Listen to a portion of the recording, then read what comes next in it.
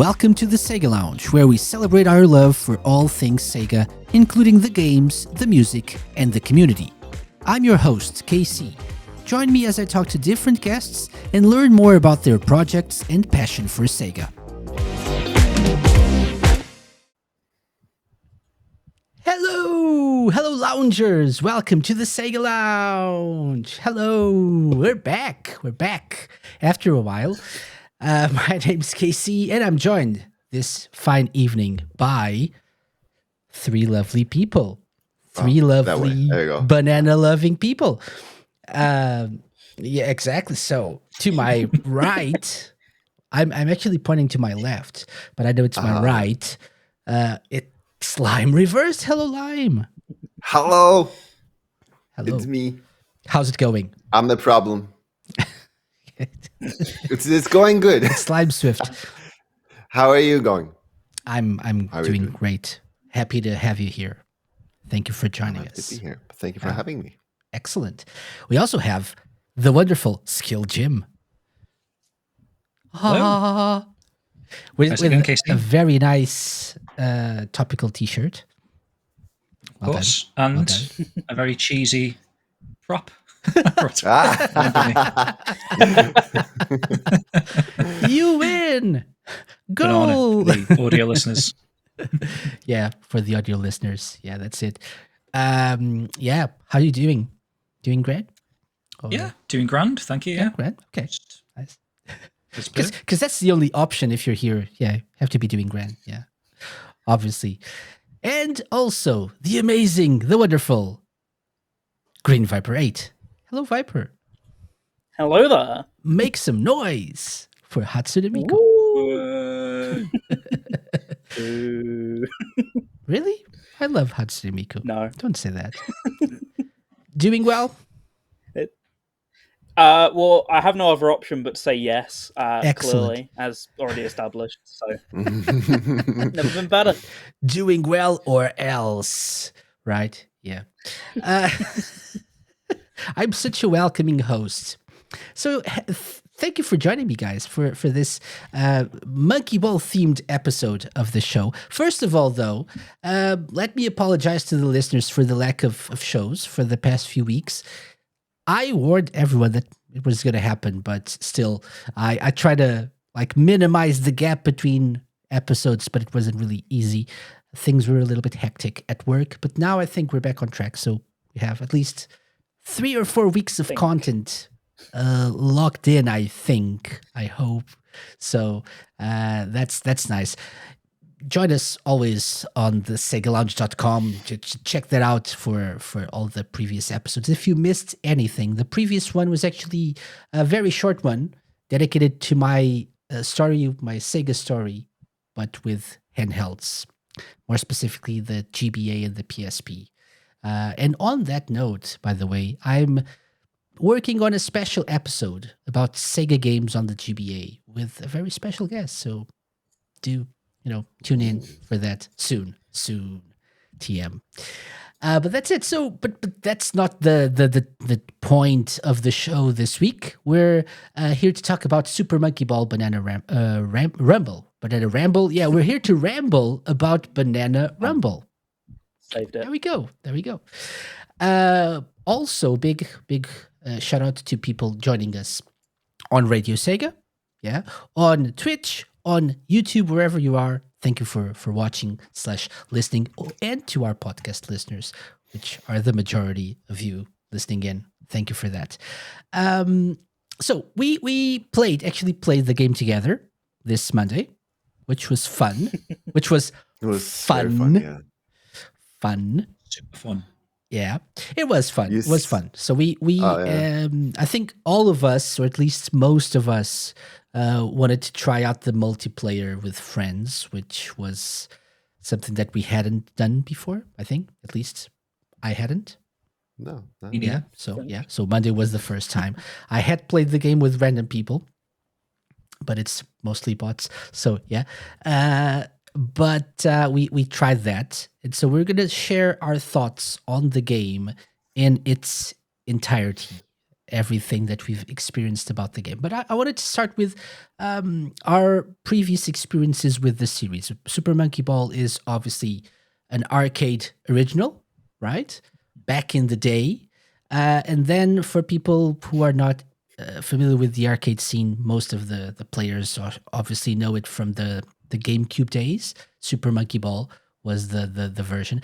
I believe the Monkey Ball arcade had a banana joystick, like a banana controller, right?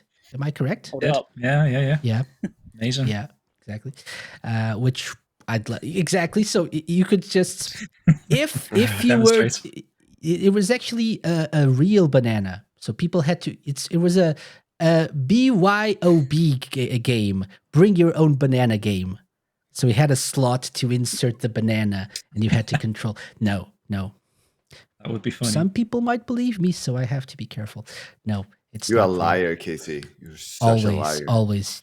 No one should ever believe me. But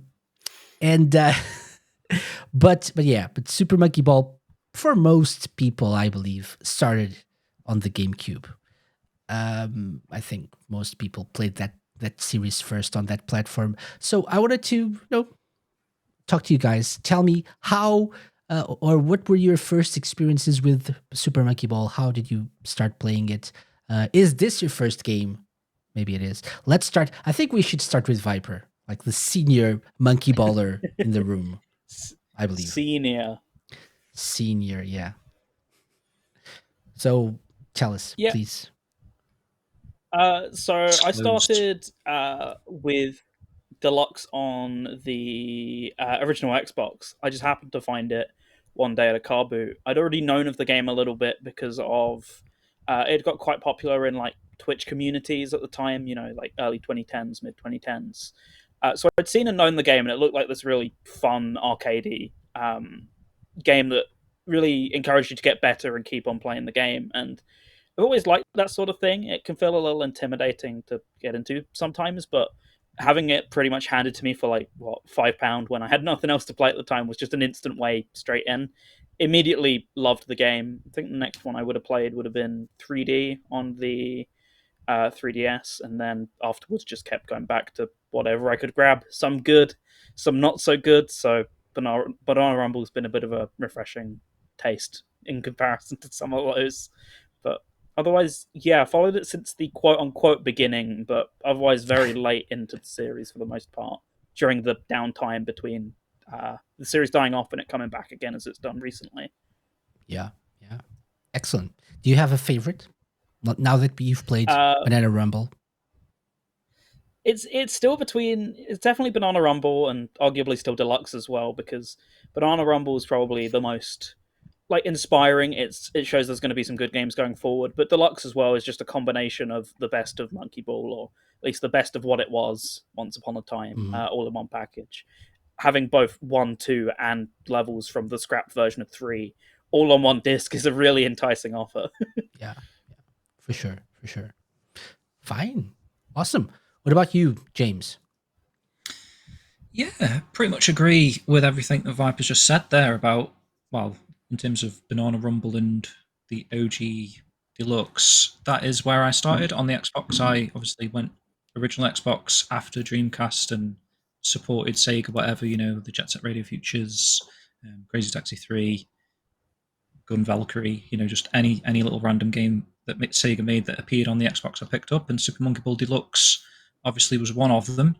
I didn't realise, actually, or I'd forgotten until Viper's just mentioned, that it comprised 1 and 2. And some extra levels. That's cool. Okay. That's probably why I liked it so much. It's had a lot of content, and it arguably had the best party games that I remember playing with my friends, like Super Monkey Ball Golf or whatever it was called, and I had a lot of fun, especially with the one that's like a big steep hill into it and you fire off the end, or am I thinking of Crazy Taxi?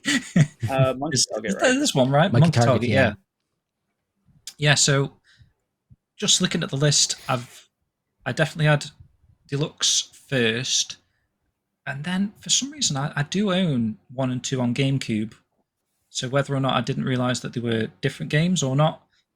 This is the list, by the way, for people watching the video version. Yeah, thank you, James, for sharing this. You're welcome. Yeah. And then recently I played Monkey Ball Arcade with Scott when he came over from Australia, and we went to Arcade Club in Manchester. That was the first time I'd seen that cabinet actually with the monkey joystick, the banana joystick. So that was quite amusing. I don't know if it's because it's old or that didn't actually control the best. I don't know, but it was quite difficult to control. And then just over the years, I had a full Engage collection at one point, so I did have the Monkey Ball game on that. Unplayable, to be honest. That's a I deep don't know. cut. I just that is a deep cut, but I did pick up an entire Engage set off eBay once. Excited to play like the Sega exclusives on it, like Sega Rally and stuff, and then actually when I actually looked at the size of the screen, trying to play these PlayStation S games, I was like, this is like an unplayable device for me personally. And then I picked up the DS game, which is like touch and roll, I think.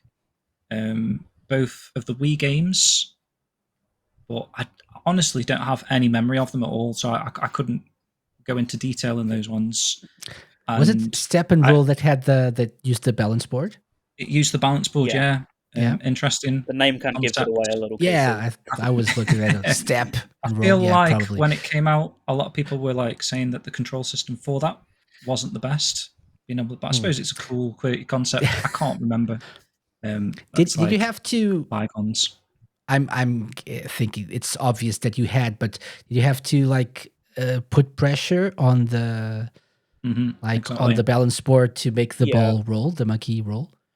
Yeah. So you kind of lean forward like MJ style to move forward. Fall over. Like put too much pressure on it.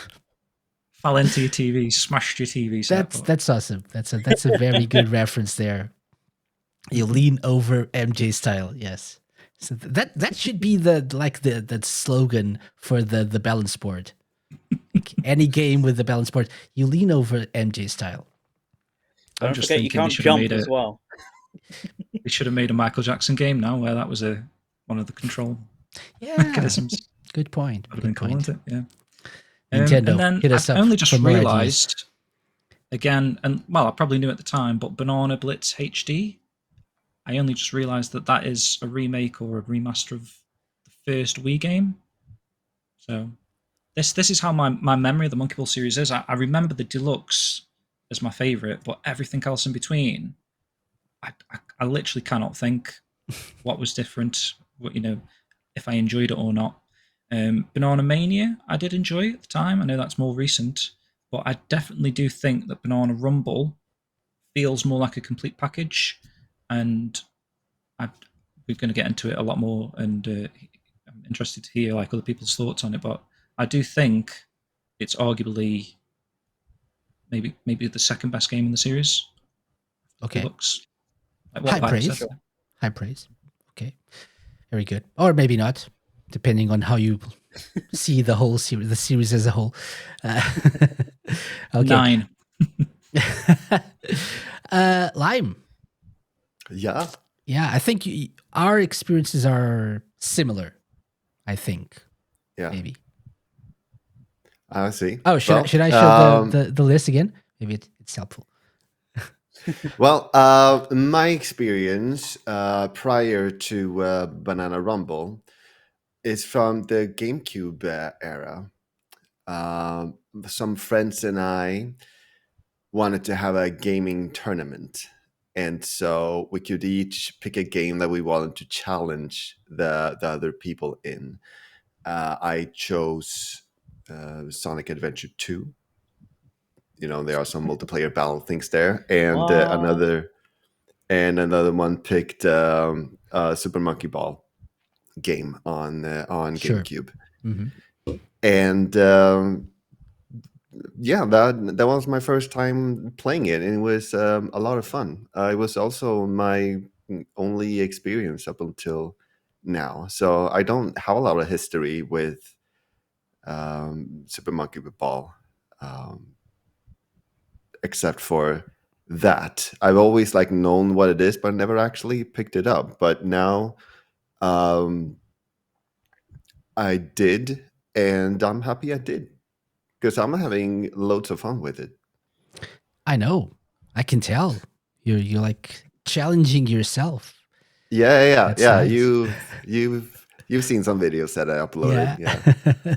You're slowly I'm becoming a so speedrunner. proud. Wow. I'm so proud of some of those shots. That's I'm happy with. Yeah.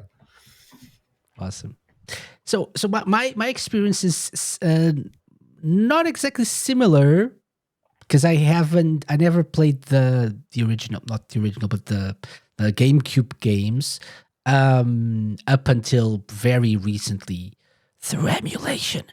So back in the day, I missed that mostly because I had a GameCube at one point, and I picked up some of the Sega games for it late into the GameCube life cycle. Probably when the Wii was already out, I think I picked up a GameCube, and but I looked at Super Monkey Ball, and it's not a puzzle game, but it's like a more like puzzly game in a way, and I'm not really that good at those.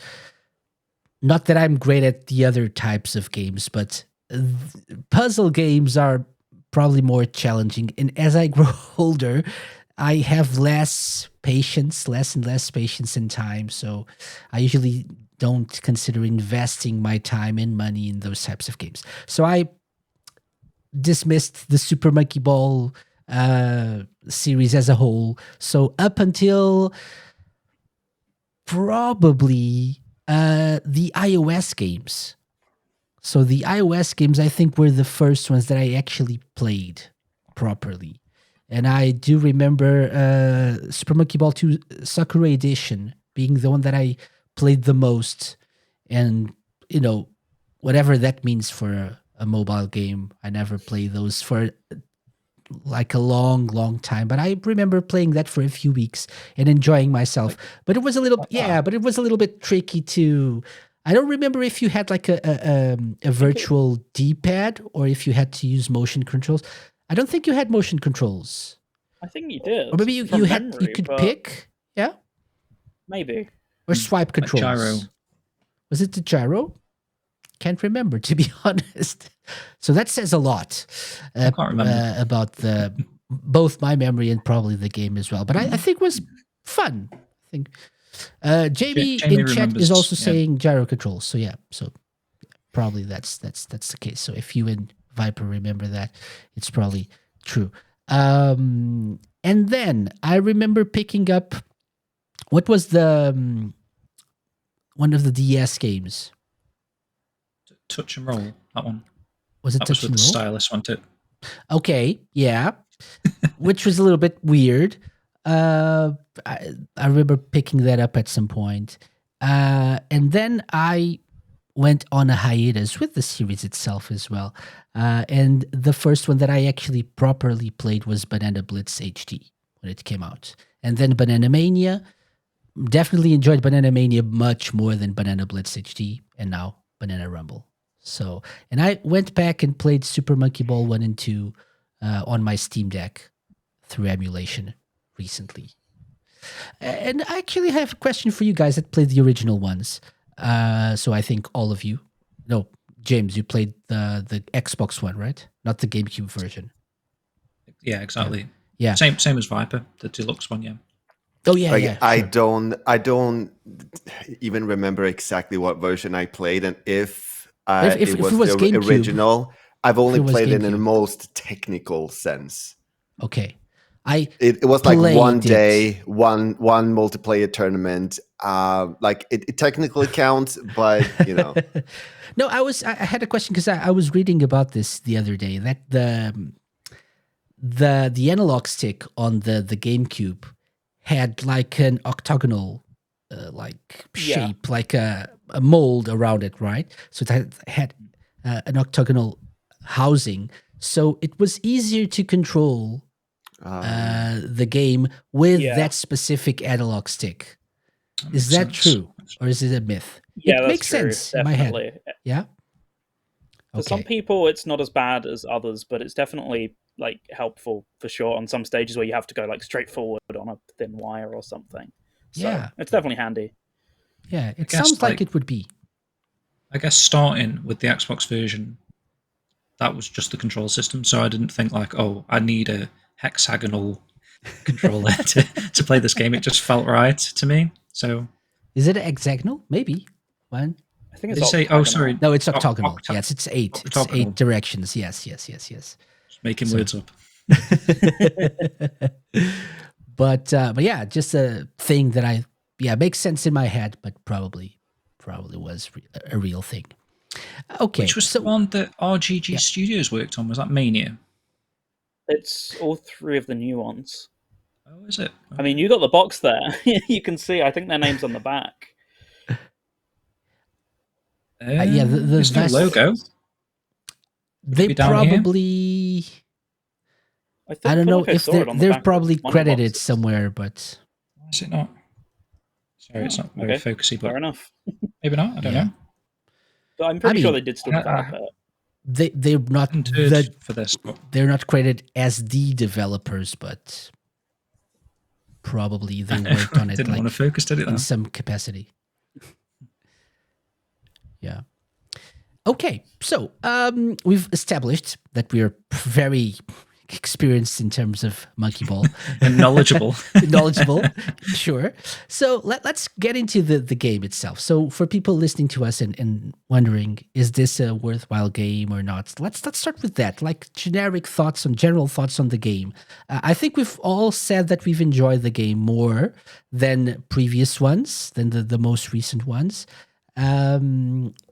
Someone said it's the second best. Someone said it's probably on par with the best. So, yeah. So I think that Someone pretty said much,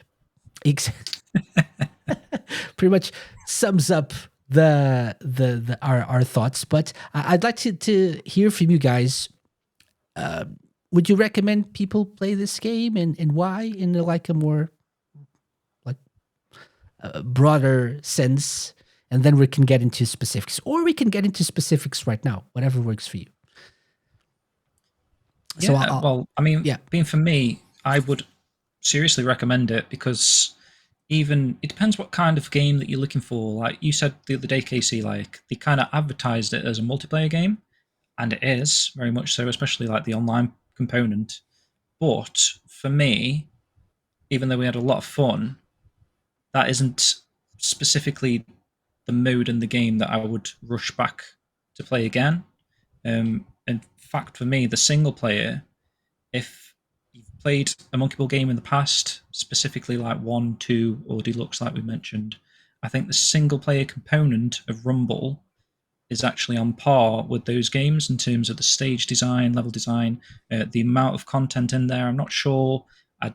Maybe they've always had like 200 stages in each of the games, but for me, Rumble, when I went through each of the worlds and completed, because there's like 10 worlds with 10 stages, I didn't realize that you unlocked the sort of hard mode, and then I was thinking, oh, it's just going to be the same stages again, but something slightly more difficult about them. But actually, all unique stages, so you've got like another set of seemingly another 100. I've not got through them yet, so I don't know if anyone else can say that there's definitely is 200 unique stages. But in terms of content, I think the single player definitely shines more so than the multiplayer. Even the multiplayer is very fun and very playable, especially, you know, like we all played it the other night online using the Switch over Wi-Fi or whatever, and for me, there wasn't much lag or anything like that. I know Viper mentioned there was a little bit of like framiness, I guess, but in terms of being able to play competitively together, I think it worked beautifully. It's just for me, those game modes in the online component aren't as great as, you know, some of the party mode games were in the past. And in fact, I even said to you guys, like, it'd be so good if those modes were actually in this, and we could all, like, you know, play Monkey Golf, Monkey Target, those type of original games, Monkey Billiards, whatever it was, online. I think that would have made this package very special. And I know it's great that they've come up with new game modes and new party games in a sense. Hopefully, for people listening and wondering why Viper's laughing, there will be a lot of fallouts in this video. By the way, if you're watching the video version, you can enjoy myself playing through the game and trying to get like and getting That's this message. annoying. Would you like to try the helper functions? and saying I no. hate that helper Maybe function. you I will. wish that. I don't know if that. I never looked in the options to see if you could disable it, but the amount of times I've clicked You yes. can this time. Oh, You okay. can. Okay, I was gonna criticize that without You can looking. actually turn yeah. it off. Okay. Oh, the That was one of replay. the or- biggest complaints that Because I had after about like Banana 4 or Mania. 5 try, I'm trying to restart the game to get a better Yeah. time sometimes, and after 4 or 5 failed attempts, I get that message. Would you like to turn on helper functions? Oh yeah. Well, Which You is- can The turn amount of that times off. I've accidentally pressed it, Yeah. and then you have to back out of When the you- menu because you don't want to like lose. I think you lose points or whatever. Or you don't earn anything actually from doing the stage, but Yeah. That's it. The two of I the don't know what first I'm things trying that I here, by the turned way. off was the instant replay, like when you failed, and the help thingy that popped up all the time. This gameplay Which- is distracting because I'm distracting myself watching myself play. Okay. it sort of shows like this is a game of trial and error, isn't it? So you expect sure. to fail 4 times, so that kind of a message is going to be annoying if you don't realize, like me, that you Yeah. can turn it off. Yeah. I mean, this is what I realized is for me the most fun part of the game. Like you get to try to just one shot the whole thing, or like get through it like very fast, or in a very, for lack of word, stylish way. It's so much fun to just try to get those beauty shots, if that makes sense. It's Yeah. so much fun. I don't know Yeah, what to for sure. call it. What would you call it? I am I don't know. struggling for words here. For lack of a better word, Pro trick shot, but that shots. just sounds sounds Yeah. so grimy. Sorry, a beauty shot. That's what I said. Yeah, Let's go. yeah, Yeah. we'll go with beauty Yeah. shot. Like, Yeah. Beauty each shot shot. works. Yeah. But it looks beautiful. It's beautiful. Yeah, it's like it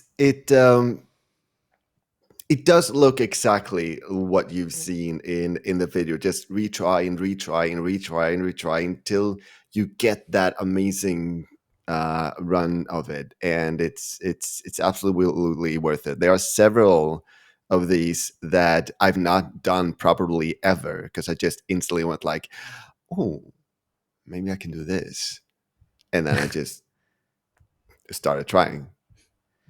There are some Lots of that fun. I That's like give up. Like I see, no, I will never be able. I'll just complete it like the least creative and boring way, the most boring way, and I'll never go back because I will never.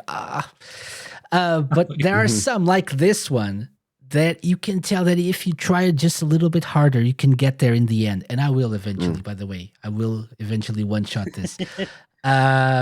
But there we go. See, There we Yeah, go. beautiful. Congrats. yeah, you can do it. But it is the beauty of Monkey Ball. Yeah, and something that going back to an earlier point in our conversation, something that I didn't appreciate when I was younger, probably.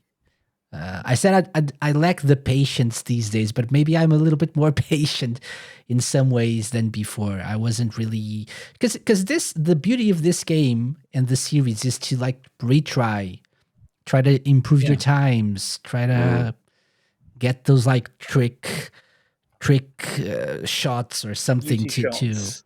beauty shots exactly, and Thank you. you have to be able to appreciate that. I mean, that kind of gameplay is not for everyone. I know it's depends on the type of player you are. I remember back in the day when I used to play like Tony Hawk's and Tony Hawk's 2, you get like a minute to clear the stage and do all the things and tricks and get the points and stuff. And there's a lot of like trial and error and restart and restart and restart and restart. And if you like that type of game, Monkey Ball literally is that. You're expected to keep trying and trying and trying, and even just on your first try of any stage, you're probably not going to get it on your first try. Or I'd be very impressed if anyone's got through every single level without falling off once. I think it's expected to fall off loads of times and try and work out the best path or how to get all the bananas, or I don't know if it was a thing in the previous games, but getting the golden banana and finishing the stage, or trying to do all 3 of the challenges, which is like collect a certain amount of bananas, the golden banana, and finish in a quick time. I know you can do them separately, but hey, I bet there's someone out there that probably wants to try and do all 3, and chalk them all off in one attempt, which, is what makes Super Monkey Ball as a game fun. That trial and error aspect. And, like Lime hasn't really played the game much previously, and then he's getting like hyped, or I could tell that he's getting hyped when he's doing these crazy bouncing off the side of a curb and flying into the goal, and it takes him so much fun. 2 seconds. Yeah. Question: What do sorry. No, what please, do please. the bananas do? Like, why do you collect them? Eat. To eat I've them. just, Monkeys. I've never really Sucks. bothered to do that. I was just trying to get through the stage, No, you but can I peel figured them they are and- there gameplay-wise for a reason. Oh, right. Like the actual aspect of a banana in the game. Yeah. you I'm not collect asking them. why they are bananas. I'm asking like what happens when you collect them. I Well, think there's a challenge to like collecting a certain amount when you isn't finish it the like stage. Okay. rings? It's just like Yeah, they're rings with Sonic. So Yeah, but like, just- do I get anything for trying to collect them all in one stage, or like what's the deal here? I don't think you get anything for doing them all. You get a score multiplier to your your well, 'cause points. you're not really are focused like, on a stage score, but you're kind of looking for a what's the word? The in-game shop. in-game It currency. counts. Yeah, Yeah, it counts. You Mm. don't specifically have bananas for that, but it tallies up towards your like points count for the shop. In previous games, it was part of the life system. It was like 20 for an extra life, but obviously that's now gone. Thankfully, that's another thing that makes it so addictive is having those infinite tries now. But yeah, I think in this game they're a little more redundant, which is why they gave them those collect a certain amount to get the mission in the stage or whatever. But generally, it's indirectly contributing towards your shop points. Yeah. I believe. Okay. it's one of the challenges. like- but there's no challenge for collecting all the bananas in a stage. I don't Yeah, think. exactly. But Right. before there was like one of it the was, challenges. I right? think. I think so. In previous games, I do remember Yeah. that. I think Banana Mania I think specifically Banana had like a Mania had load more that. challenges per stage, and I think they scaled that back, which was probably way more sensible in this game. As I seem to recall on launch, before the game came out, some of those challenges were actually impossible to complete. So they made sure it wasn't every banana this time or what have you. you Yeah. know, which I think is probably a good thing. Makes them a little more, a little So- quick to complete, therefore a bit more Uh-huh. addictive to get each one. Yeah, So probably sure. a good thing in the end. Gameplay. yeah. You can also play as Sonic, and fall as Sonic as well. Is that the reason Lime bought the game, or Of course, I want Tails though. When is Tails released? That's Oh, the that question. is- I keep checking the shop. But it keeps saying March 31st next year. yeah, so we spoke about this on Monday, and I said the shop had actually been updated to the 30th of July. Well, in a twist move, they've actually changed it back to March. So Okay. I don't know what's Wow. going on there. Who Maybe knows? they Sega didn't works in want to mysterious ways. spoil. We're getting Super Monkey Ball Banana Rumble Deluxe for the Switch 2, for sure. On that date.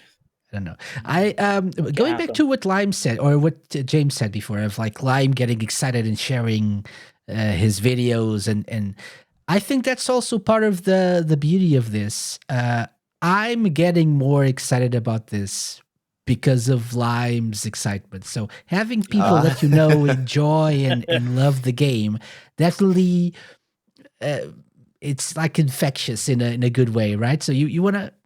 I want to have that joy as well. So when I see Lime sharing videos, I think, okay, let me just pick up my Switch real quick and try to beat two of these levels and try to do something with this, and like do That's one the of thing. those Like, beauty I shots. don't tend to play like that. I tend to like take my time through the stage, and seeing Lime Yeah, sort yeah. of ping off a wall and go through the goal in like 3 seconds. It's kind of makes me want to try that myself. Right? Yeah, for sure.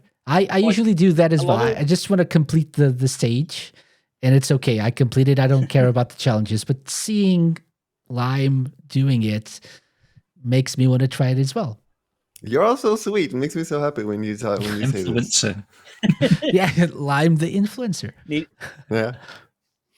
Need to get back Twitter. Be posting some absolute scorchers. Unfortunately, they're just on my Switch instead. I'm stealing all the spotlight here. But yeah. Please upload if you have stuff. Please upload your stuff. I want to see your stuff.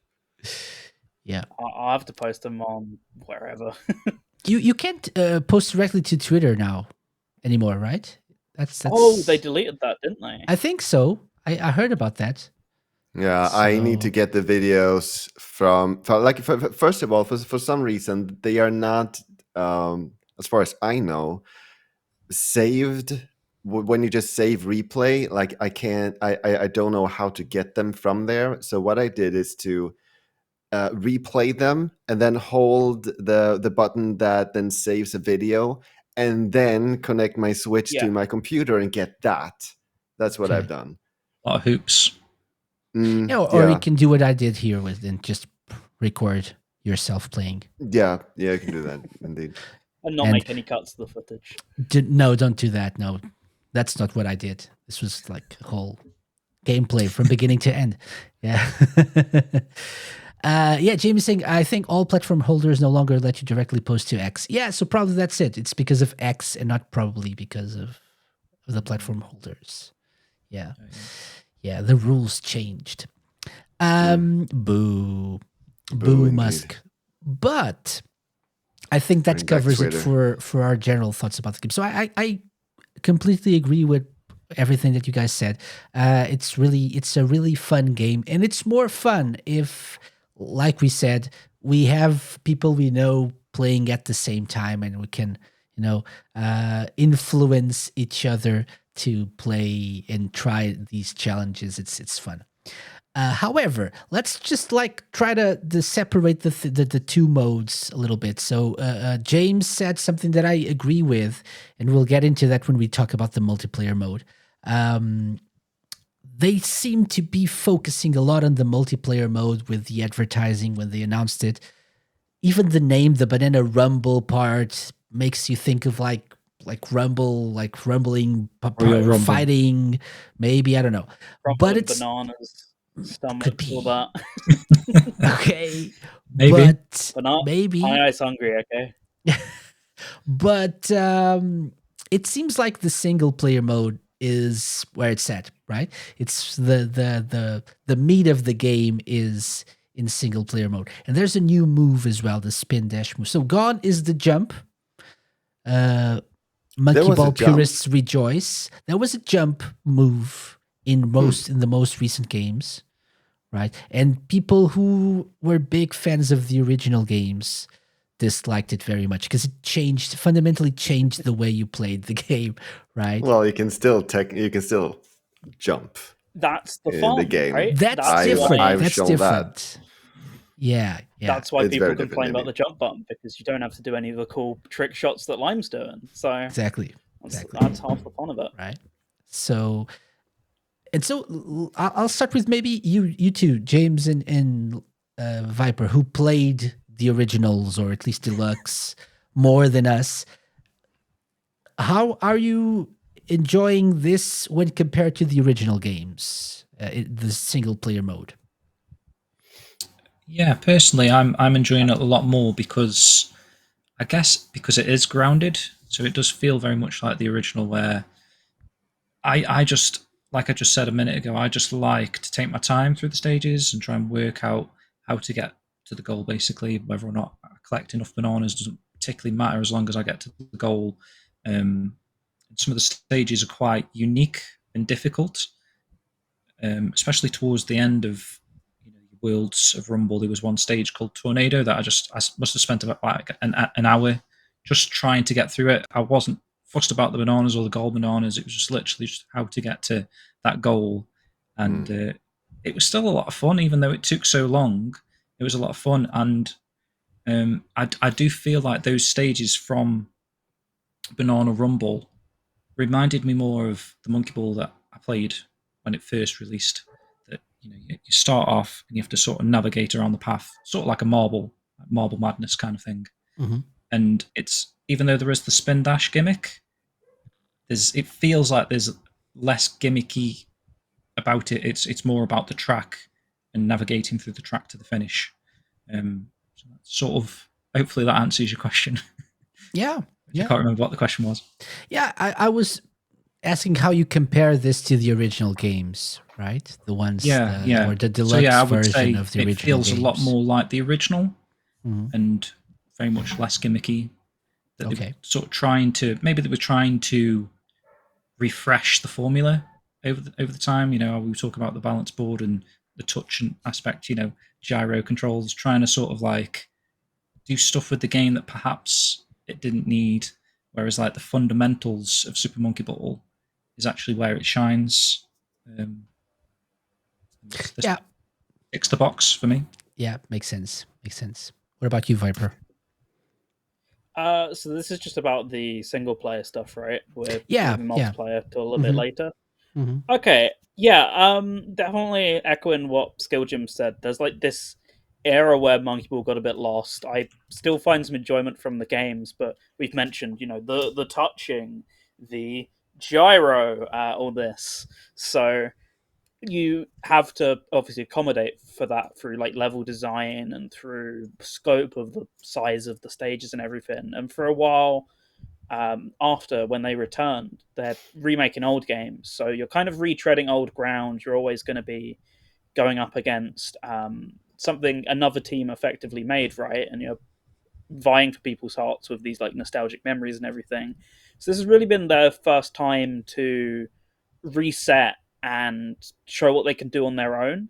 And Gone, because this is a game controlled with a joystick. I think there is a gyro mode, but it's controlled like how the originals were again. So you're back into the sort of level design and puzzle solving and trick shotting that the originals had for the first time, excluding these remakes since like what, 2011, 2012 maybe. So it's way more grounded. It's a lot more structured, but still very pick up and play. It doesn't fall too much into the trap of being too gimmicky. It's just the right balance of um, interesting level design to switch it up every now and then, but still just grounded in its basic rolling around the stage. It doesn't feel the need to insert a bunch of wacky level geometry in there, if that makes any sense, like some games do. It's just, it strikes the right balance. I think that's the key with it.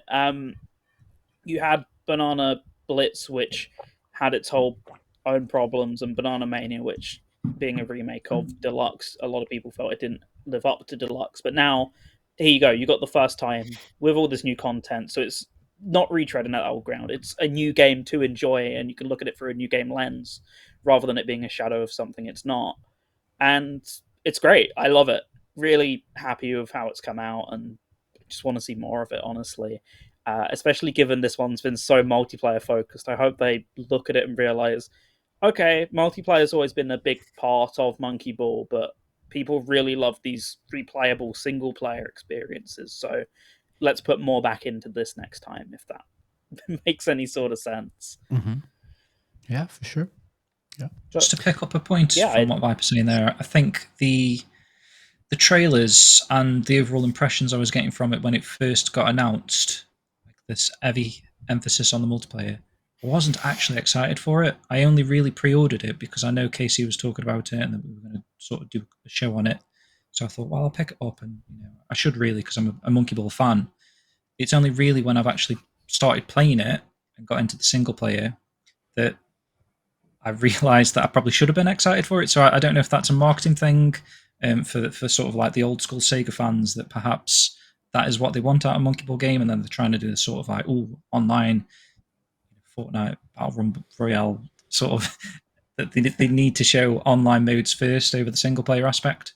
So I feel like I probably would have been more excited about it if it was touted as like, oh, brand new, completely new 200 stage Super Monkey Ball experience and multiplayer, online multiplayer. Whereas because it was like online multiplayer as the focus, I don't sort of got a bit lost on me. Seeing much about the single player modes in terms of advertising, right? Not at all. So it's kind of weird because when I've said this before when we talked about the game before or when it was announced, and even when we did that like tier list thing, Monkey Ball is bigger than we think sometimes, because there's a whole bunch of Nintendo fans that really do love Monkey Ball from the GameCube days, especially those two games, the first two. There's like a big following, like cult following of Monkey Ball, and people who were disappointed with the most recent games as well, and the gimmicks and stuff. So I think even for those people, not just the old school Sega fans, but those Nintendo fans that associate Monkey Ball with Nintendo platforms, I think the multiplayer shouldn't be the focus of the advertising. If you want to sell people on the game, just tell them that there's a single player mode with like 200 stages with there's no jump gimmick. There's a new spin dash move that you can use sparingly. And it's more like it's a callback to the original games, perhaps. If they did that, I think people would be more excited, would have been more excited. So I really don't know. But that's a good point. Why did they advertise the multiplayer? Is it because it looks like it could be something like a battle royale game, which is not at all? Yeah. I Were think they that's trying it to for appeal sure. to that audience? I think it's get a new audience in. The old audience knows what they're getting anyway, but hey, put this front and center because it's Nintendo exclusive. We have online games, but we don't have anything like this. Minus, you got like Tetris 99, etc. But Mhm. it's not really a traditional battle royale in any sense. Is it? This is not either, but it's way closer, right? So I half wonder if that was Nintendo's idea. Oh, look, we can push this as our big multiplayer game for the year, and Monkey Ball fans will buy it anyway because they know there'll be a single player campaign there. But get the new kids in because they, I presume, weren't really into the last two. It seemed to be a lot of older fans for the most part playing those games, right? So, hey, this is our new in with a new audience. Let's try this. And The I don't know other how well sort of that worked, but concern, sorry, I was just going to say the other sort of go ahead. concern I had was in the name. It's very. I know they have always been very similar as just tagging on a word with monkey or whatever, or banana. Sorry, but Yeah. banana rumble. I don't know how much of that is like confusing to people that perhaps aren't following the Monkey Ball series. Like when you've got three games on the same system called Blitz, Mania, Rumble, it's sort of difficult to discern which one came first and which one's the newest one. Mm. It is a bit, isn't it? Yeah, it is. That's true. Even for us, we were like going through the list, and I was like, Yeah. "Ooh, Which one's that's Rumble? confusing." Why? Oh, it's the new I one. think truly, with my limited experience with the first two games, and mostly through playing them in Mania, I think this should probably just should have been called Super Monkey Ball 3. Because it's like yeah, the first proper successor of the two original games, I That think. would have got me hyped, actually, on the name Right? I alone. think it would have got a lot of people hyped. Yeah. And I think it would have been fine with as Super Monkey, unless people were like, "Oh, this is not exactly the same thing," and like, I don't know. You can never please everyone, but I think it would have made more sense to just separate this from the rest of the other games, and like this is a return to form. But again, the advertising should have been different. So if they wouldn't have been so focused on the multiplayer, perhaps, and they clearly wanted to do that for some So reason. badly. I don't know why. Yeah. Okay. So let's focus a bit on the spin dash move.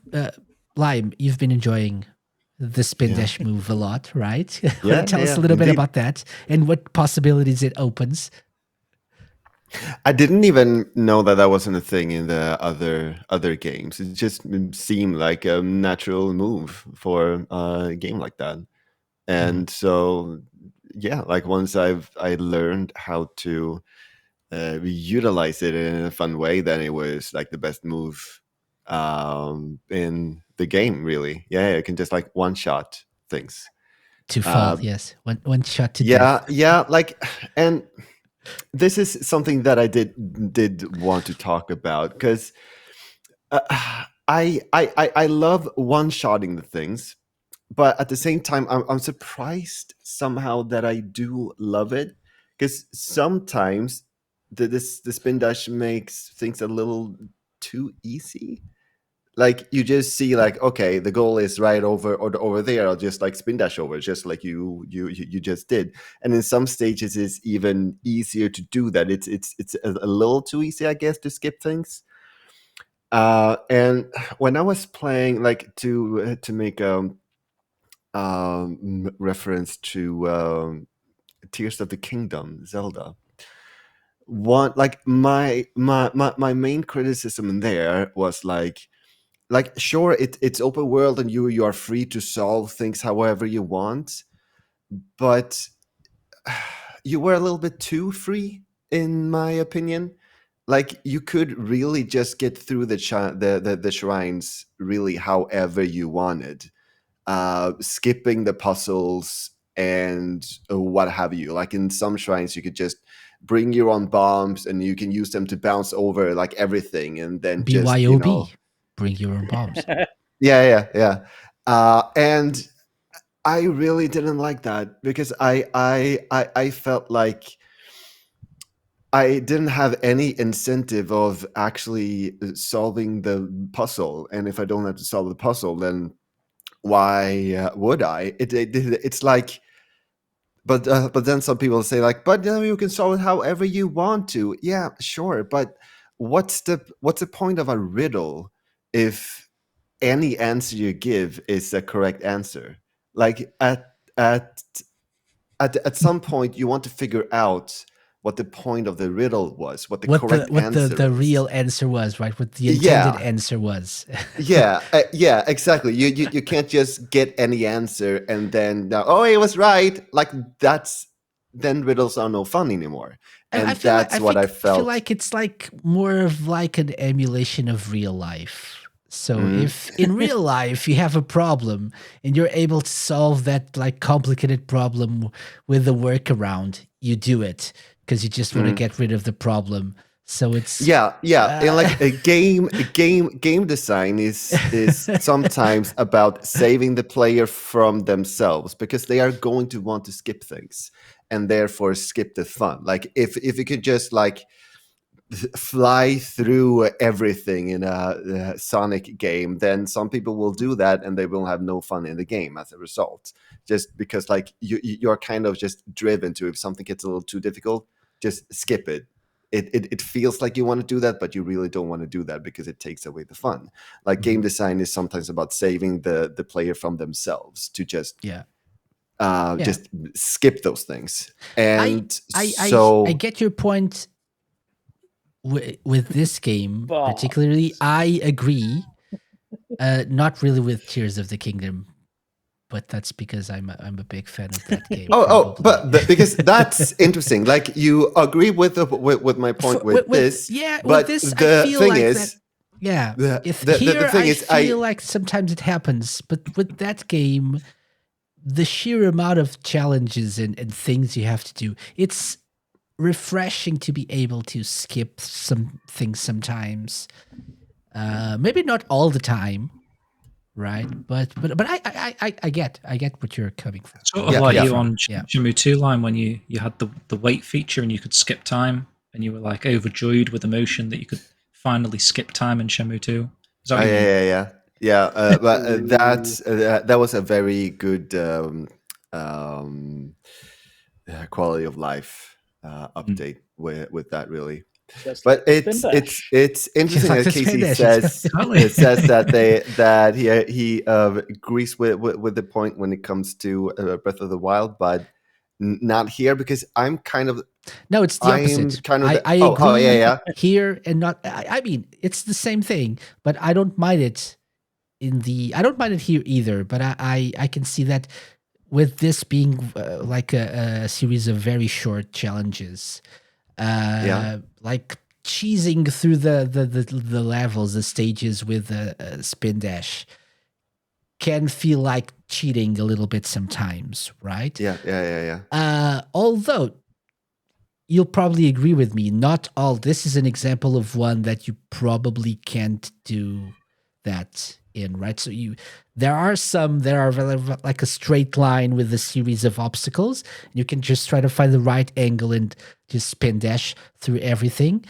But some of them, like this one, for example, I don't know if you can actually just spin dash to the goal. You I like can, this I one as well, the Maybe. believe. roller coaster looking. Maybe you can. I'm not good Yeah, I enough mean, for yeah, that. maybe. Like it could be possible. But the thing is, like, coming from Tears of the Kingdom and having that criticism, I was surprised by myself. Like, why do I not feel the same way here? Like, is this not the same? And if it's not the same, what's the difference? Why am I enjoying finding ways to just one shot the whole stage and like basically skip things when that was my main criticism of Tears of the Kingdom? I don't really have an answer to that yet, but here I love doing it. In that game, I'm like, I feel like I'm being robbed of the puzzle. Okay. So it's Yeah. yeah. Okay. I'd argue, in a sense, in Tis the Kingdom, it's just an oversight of the freedom they want to give you as a player because that's their game design philosophy. Whereas in Monkey Ball, if you look at the clear times for the levels and even that skip Casey was doing on that hedge level, they'd already showed off months in advance on their Twitter page, for example. They absolutely know you can cheese these levels, and many of them are designed to be able to do that. And the ones you say can't be broken, you look back on a second playthrough and you're like, oh, actually, there might be a way to cut this little corner or something and shave a little bit, or there might be a way to take this big shortcut. I think that's the beauty of a good Monkey Ball game, personally, is they will know these oversights exist. Don't get me wrong, there's absolutely some where they don't anticipate on this, but there's a bunch of places in this game where I was like, they knew. They had to have known, especially when the part time's similar to what I've done here for the challenge mode, for example. They knew you could do this. Whereas Tears of the Kingdom, definitely, they knew people would find something ridiculous, but they didn't anticipate the exact way you would do it, if that makes sense. So I'd argue there's way more of an element of, by the game design logic, a lot of the fun of Monkey Ball, say, in similar to games you speedrun and things like that, is finding your own routes through some of these levels. But not only that, versus a shrine which can be like an hour or something, a Monkey Ball level is 30 seconds. It's very likely that on your first time through, you won't see anything. But on the replay, you'll go, oh, there was like that corner I could have clipped off, or oh, I could have spin dashed in this way and found this whole new way to break it open. And that's the way these levels have been designed, to be played over and over again, to master them, to go back through a different way you didn't see before. Whether that's, I did it glitchy, or not glitchy, but I did it in a cheesy way the first time. Now I want to actually see what the level has to offer. It's meant to be replayed over and over, and that's also part of the game design. So I'd say it's not necessarily in all cases intended, but it's certainly part, way more of the game's logic and its DNA than it is in quite a lot of recent games where you see similar things happening where, oh, I just go over the top of this building in Mario Odyssey or something, I don't know, or the Zelda analogy you gave, where never in a million years did they intend that. But in Monkey Ball, they know people are going to crack this thing wide open, and they enjoy leaving stuff like this in, or deliberately leaving these seemingly unintentional looking shortcuts, because you get that huge dopamine boost. So I'd say it's way more baked into the DNA of a Monkey Ball game, having played them before, personally, than Lime would say. But I personally agree to disagree. I think the spin dash only makes it a little more accessible to most people to do things like that. Stuff like that's always existed under the hood in these games, and it's part of why I love them personally. It makes them so replayable over and over and over again. Even though the same stages, you're finding new ways through them every time. It's addictive, okay? Yeah. Yeah. I'd argue I don't that have a problem. watching other people play the game as well, like watching Casey's footage just on that stage where there was like the discs, I would have just typically just followed the path around, as in, originally it was intended. But watching Casey actually do a spin dash onto the middle platform, which then, because of the momentum, he bounced onto the next platform, and then there's a fourth platform where the goal is. I possibly would never have tried that. I mean, maybe I would have done at some point if like the aim of the game was to find a 2-second route to the goal. But watching people play the game in itself can sort of influence how you go about tackling a shortcut or seeing something that perhaps I didn't even think was a shortcut in the first place, and then see someone ping off this wall and bounce off this platform to sort of get over actually adds, maybe that is like the competitive element to it. And speedrunners watching each other speedrun a certain stage Oh yeah, to discover how each other goes about tackling a stage, and then add these sort of tricks to your you run. your run. Yeah. Yeah. Yeah, and definitely. So my first playthrough is usually the way that you just describe it. So you just go around, do the proper thing, like Lime was saying, like the intended solution. But then, if you're into going back and replaying it and trying to, because some of the challenges, the times are really really short. Like. Clear this stage in under 3 seconds or something like that, or maybe not 3, no, maybe 3. I think there's one of the first ones, like the most simple ones. So you really do have to use the spin dash for that, and you have to it like Viper said, it's baked into the game, into the DNA of the game in the series, even without the spin dash. What I feel people complained about with the jump move was that, first of all, there's a big difference, a fundamental difference. The spin dash is not unlimited. So you have to choose how and when to use it, right? It's got a cooldown. And you can actually just, there's a gauge, there's you have to time it correctly to use the right amount of force or power to get to the goal. Because if you go a little bit over with more power than you should have, or just the angle is a little bit different, you'll just fall out completely, because you're going to hit you can hit the goal, the ring around the goal, and you'll bounce off. You can hit the platform before the goal a little bit differently. That throws you off. There's more technique and skill involved than with the jump, that you could just like jump and go through everything. I feel like that's probably why people who are like more purists, monkey ball purists, don't mind the spin dash and think it's a good addition. It feels more organic, maybe, than the jump. Yeah. Like, the thing with the jump as well is you need to have the level design to accommodate it. You can do some interesting things with it, i.e., like higher elevation in the stages, but they almost kind of never did that. It was stuff you could do in the game anyway, through like clipping off these things, or now spin dashing, as we've said. But a lot of the time, it just felt like, oh, I can just jump straight to the end of the stage, as opposed to having to put a little bit of skill into it, if that makes sense. Which I know sounds really, really awful. I sound like I'm being really snobby or whatever. But sometimes it felt like the means to feel like you were cheating these stages was far too easy to obtain versus the reward system. And I felt like the level design never backed up its need in the first place. Whereas there are some levels here which absolutely, even for their intended solution, require these spin dashes. I feel like it's a much more healthy addition to the game than, especially Banana Mania. That's why they put it behind a pretty hefty fee in the shop, from what I remember, was because those levels flat out weren't designed for that button. And sure enough, you could just, if point A was at the start and point B was at the back, you could just jump straight there, Mm-hmm. So I think taking it out and going back to basics, at least until you can figure out how to effectively put the jump into these levels, it's probably the best way forward, honestly.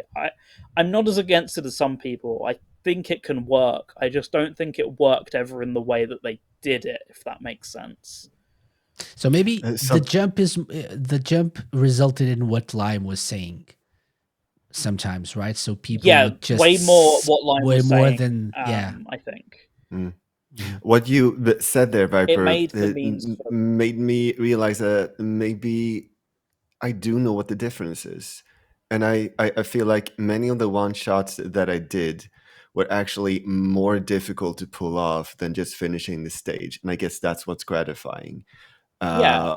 It It's doesn't really feel the like I just like risk skipped a reward. challenge. Like it made me feel like I created my own challenge, and I even got Yes. past that. Yes. So like I don't feel that I missed out on something. Exactly. I don't feel like I missed Yeah. out on an achievement, if that makes sense.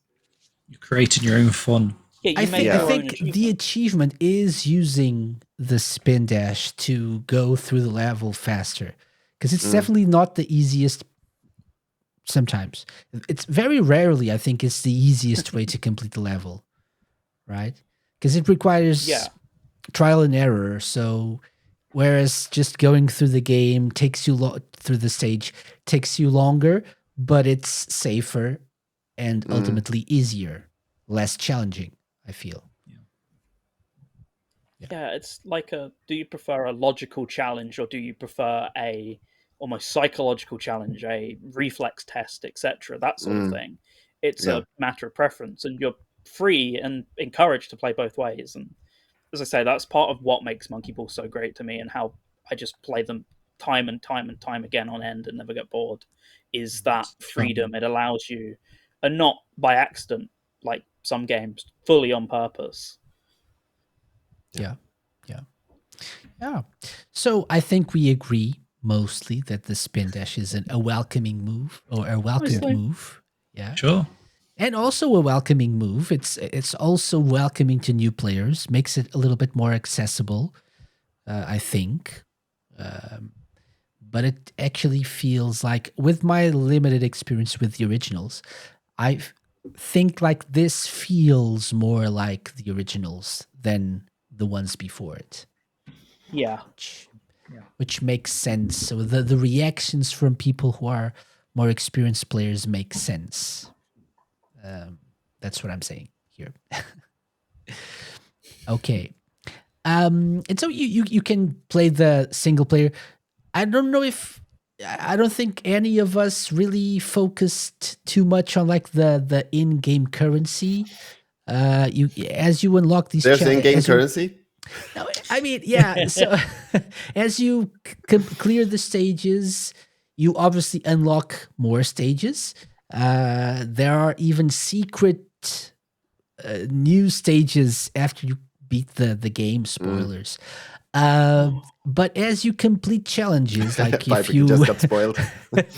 if you clear the stages in under a certain time, if you get a certain amount of bananas, if you get the gold bananas, stuff like that, that gives you points that you can use in the in-game shop to buy decorative, like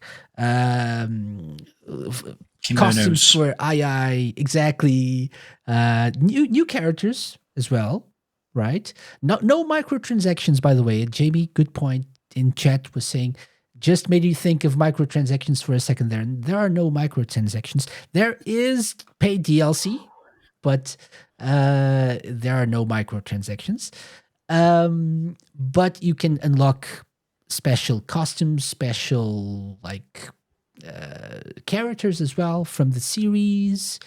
And there's also there are seasons for the multiplayer mode, which are like weeks, and each week is a season, I believe. And as you play more online, you get points as well, or at least no. If you don't play with friends, that's it. If you play with friends, you get nothing. But if you don't play with friends, if you play with random people, you get points and you unlock special items as well. But it's purely aesthetic and doesn't really affect the gameplay. And I don't know if you guys have delved into it, but there's also a tree that you can grow for points. Oh yeah. I tried that. Yeah. I didn't get So that. if you've got No. if you've got You have to like finish the way game, too I many think. points, and maybe, I don't know, maybe there's nothing that takes your fancy in the store, you can If you sort finish of the story, invest you got the them tree.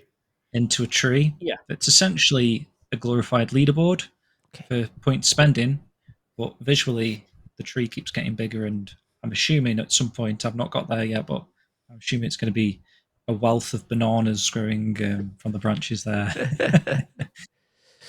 It's Jamie- literally like the. Oh, sorry. Sorry. Go No, ahead. sorry. I was just saying. Same. Jamie said. So playing with friends gets you nothing. I guess there's no need for friends then. Just the satisfaction. of I'm meeting happy you said finally friends. learned. Lime with the harsh truth. I just wanted to mention Gum was also talking about this. I've only played a little bit of various Monkey Ball titles, but always found the game endearing. It is also fabulously frustrating. I want to go zoom with whimsy and abandon, but it does take a lot more patience and focus. I breaking the sound barrier with me at the wheel. Yeah, It's kind of that's like nice. one of those old labyrinth games where you can go fast if you want, but then your marble's going to fall off the track. You sort of got to take your time, Yeah. wait for the right moment to jump over the obstacle or bridge or something. I feel like what I've learned these past few weeks of playing this game and watching Lime play as well, like those videos that we mentioned before, is that it's okay to fall. It's okay to try and fail. Because I In used my to get on videos, you never see me fall. No, exactly. So- But to be You this shot. First try. to be this good, this good takes ages of falling out. All the puns intended. Yeah, but yeah, I must like for some of them, I must have tried like 50 times or something, or even more to get that shot. Sometimes it's really just luck, but I knew that it was gonna work, but not exactly how. But then one run it just worked, and I was like, "Yep, record, Easy. save, replay, pretend First like I did try, it on purpose." yes, for sure. First try. Yeah. All right. Moving on to the multiplayer then. So we obviously like the single player a lot. And I think we already established that we don't really get the push for the multiplayer in the advertising, right? But it's a thing. So they really wanted people to know that you could play up to against up to 16 players at a time, which made us a little bit concerned at the time, considering it's a Switch game. And Nintendo Online is usually not the best, not the greatest historically, but you can have some multiplayer fun. You can play the adventure mode with friends, which I haven't tried. I forgot about that on I Monday. didn't know about that. We should have tried sounds that. fun. Yeah, maybe. Viper. Viper has tried it by the sounds of it. Yeah.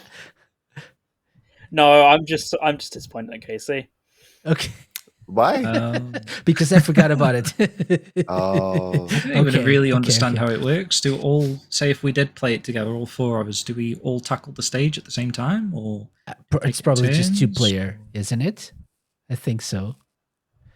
Are we don't missing know. out on something? Like previous- Is it up to 16 players as well, playing the same stage? I trying don't to think so. if you can bump into each other, that's chaos. Ooh, Exactly. yeah, maybe Yeah. that is where the game shines. We like the single player aspect of it. Maybe Maybe we we need should to have try played that. the single player aspect of the game, but multiplayer. Yeah, maybe. So there's the adventure mode that You missed the trick. we play in single player. You can actually play that in the multiplayer Okay. because it's a little bit confusing the way the menus are arranged. We talked about this on Monday as well. So when you get to the main menu of the game, you can pick single player and online playing. No, a single player, a local play, online play. But Like then there's the a online fourth chat. option as well, right? Sorry. And then online chat, I saw as Yeah. well that I was confused about. Yeah. Let me tell you. No, So local if- chat. It was local Local- chat. That's why I was local. confused about it because Okay. what local? So probably with more than one system on the same place, maybe Yeah, playing like yeah. Being in assume different so. rooms. One Yeah, split screen, one multiple switches. probably. Two But people. we one split focused on coming this summer. Yeah, that but like reversed. So those are the three there. So you've got your single player on the far left, and then it goes, I think All it right. said local multiplayer, Okay. online multiplayer, and then local communication or something. Okay. I think local communication is Right. communication between different switches. I assume. Like in the Yeah. same. Like multiple switches on the same room or Nearby in the same people. room or something. Jim's camera doesn't really like focusing. Okay, says Jimmy. that's what. So it's okay. So what you're saying is there's a difference between split screen multiplayer and multiple switch multiplayer, Exactly. basically. And you probably It's can like- play sense. up Yes, to download 16 play people kind of together or something. That makes sense. I don't know if So everyone's download got play, their own that's screen a rather than 3DS like thing. split down the middle. Mm. Is there Yeah, download but it's play? like that kind of idea, right? Oh yeah, but you each have to have your You- own game, like cartridge or game. Yeah, but you could also do it multi-card on those as well. It's just Yeah, an analogy. Yeah. I get it. Imagine 16 players in split screen. Everyone In the same room. Yeah, Mm. yeah. But For now, we'll have to do with 8-player virtual racing. Virtual Racing is pretty awesome Switch game, by the way. Yeah, underrated, I think. But so multiplayer. What we've tried were the battle modes, which are 5, if I'm not mistaken. There's footage of that as well. Although not the footage My God. we of us playing, just me What? playing. No, because that wasn't that. I could show that, but it would be with all the like Disappointing. the overlays and everything in the chat. So Oh. I think this is It's just better for chaotic, isn't this. Yes, Runs surprisingly smooth. I'm quite impressed. Yeah, but you can tell actually after watching back the footage of us playing in this as well, you can tell that the frame rate is not exactly the same as with the single Yeah. player mode, right? It's surprisingly smooth, as you were saying, Jim, but it's definitely not exactly the same. You can tell there's a difference. I don't think it's lag. It's more of like a frame rate thing. Also, like, there's obviously the graphics aren't as smooth either. I guess I Polished. don't know what the right word is. It's a bit, Yeah, maybe. toned down Lower slightly. poly or something. Maybe. Low poly, yeah, that kind of thing. So there's race, which is this, and I'm great at it, obviously. There's everyone's favorite Gate Rush. Can't remember. Gold the Rush. name. Gold Yeah, Rush. Gold Rush or something. Gold Yeah. Rush, Yeah, Gold Rush, which we loved. Chaotic, very short. There's one that I didn't record here, which is the bomb. It's not. Oh yeah. It's not. What's the Like the tag. pun? It's a pun. Oh, Baboom. Baboom. Exactly. It's Baboom. Baboom. Yeah, Baboom. that's it. The bomb one, which we Right. agreed that is very, very short. The rounds are really, really short. Too short. Too short for 4 people, maybe. Even 16. But Even I 16, mean, true. 16, I understand, right? We talked about this, but for like smaller groups, they should have made the rounds a little bit longer. Yeah. So we have Banana Hunt, Baboom, Yeah. Gold Rush, and Robot Smash. Exactly. Those are the ones. Banana missing. Hunt? Is there really only 4? Is that- Banana Hunt is the next one. No, Gold Rush. Is that get and as many race, and bananas? Race slime. You missed race. Wasn't that the Banana Hunt? No. Race is just No. its own thing. Banana Hunt is where Right. you get, Banana Okay. Hunt. have to get bananas. Then this is not a complete list that I'm looking at. It's five modes. So Okay. I think you said 4. Bananas. That's that It's mode. race. Yeah, It's I the said one 4, with yeah. the one with the banana cloud, the gold cloud that spits out bananas as well, right? Remember that? There's footage second. incoming. Right. Yeah. Oh yeah, that was the Banana Hunt. Yeah. Yes. Yeah, Yes. you're right. I absolutely forgot about It's that. the hunt for bananas. Yeah. Sense? You Self-explanatory. Stop it! Oh, You're is this one? making me look dumb. It's Robot Smash as well. Yeah, this is This one was good. the one. This was This good. one's I quite just- chaotic. It's a bit chaotic, yeah. Especially, I don't really. It's hard to get which robots you should go for. This for me was a little bit like hard to Yeah, get I didn't that. understand either. I The think it's like a logic of force it, element maybe. to it. So like the harder you hit, the more points you get. I think. Yeah, this Or is it this destroys is you one something that about head uses the spin speed and dash. location of your hit Yeah. gives Right. you more points. Yeah. It's like a headshot is worth more. And so You got to do a load of big hits. and this and Gold Rush, I think, are the ones that are team based. I believe the other ones are Right. single Yeah. player. Split sort into of. red and blue. Yeah. Yeah, you always are split into teams, into two teams, red and blue, but it's actually sun and moon. Team Sun and Team Moon. The red is Team Sun. Didn't even notice that, but yeah. Yeah. And as you play multiplayer, if you're playing with friends, if you're hosting the game, you can choose to have the game assign people randomly into one of the two teams, or you can actually choose the teams, which we did at some point, which players are in which team. Yeah, this is Banana Hunt. Banana by the Hunt. way. Yeah. So I think what we already said about multiplayer sums up the experience. It's fun, and it can actually sometimes be really fun. But I was hoping for more, to be honest, personally.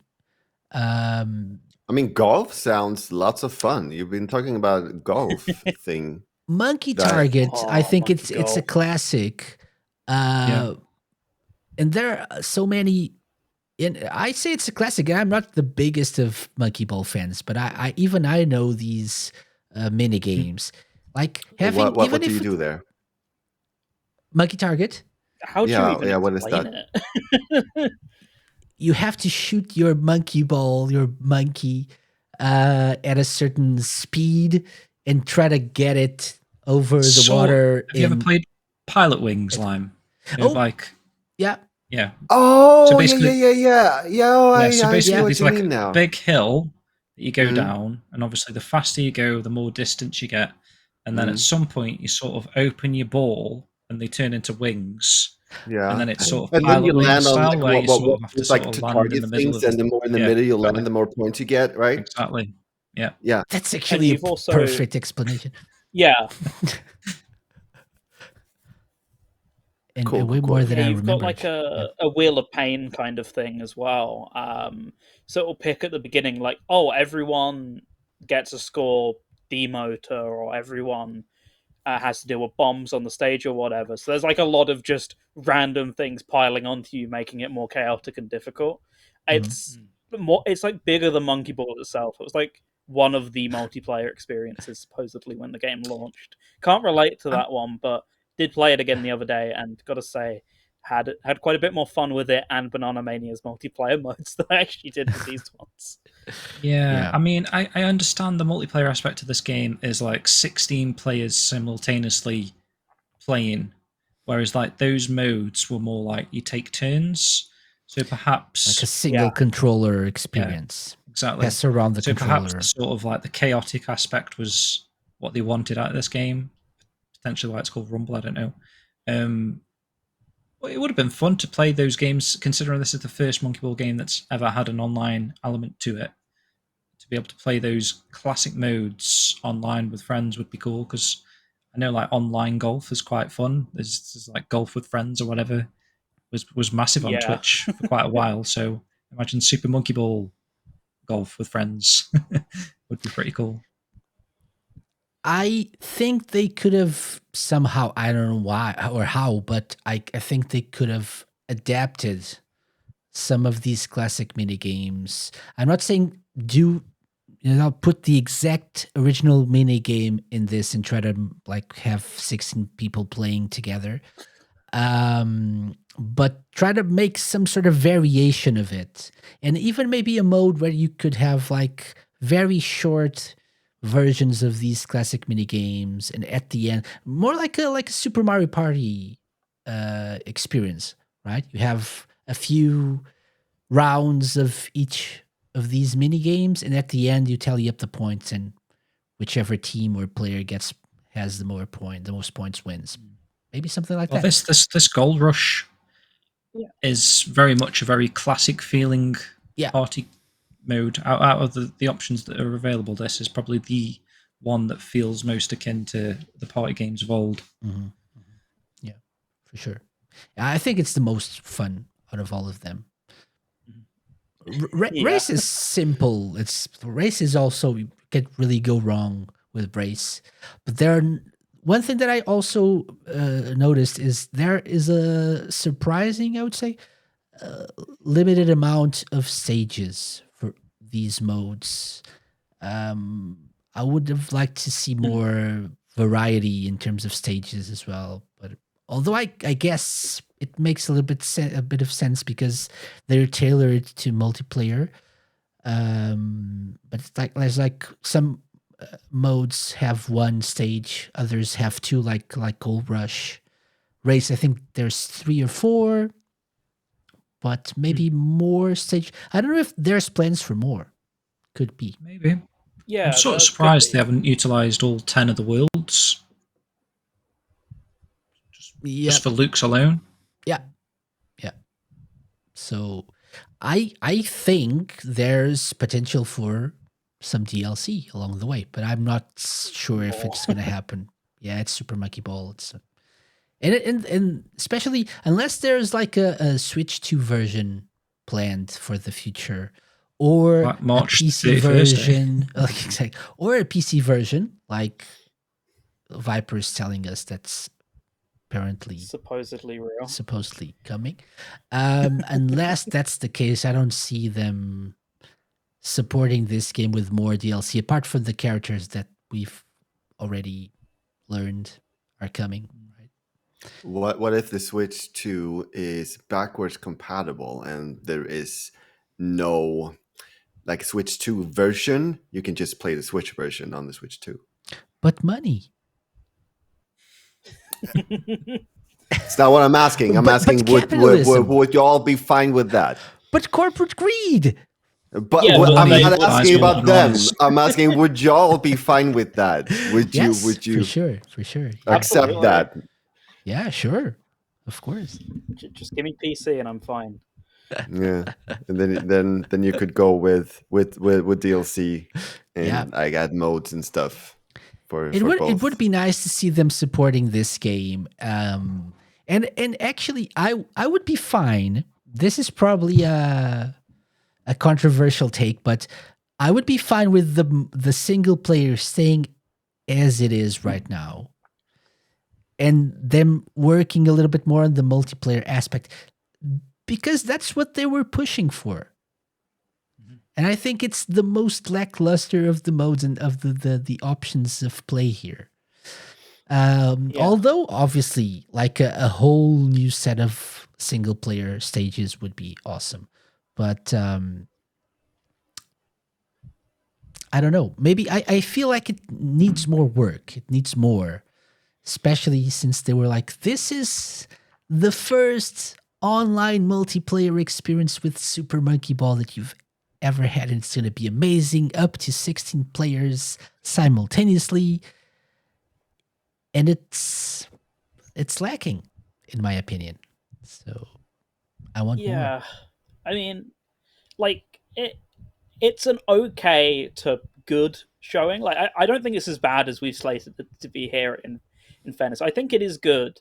You just need players coming in and out for the actual online and the incentive to keep playing, which we didn't get because it didn't give us any currency.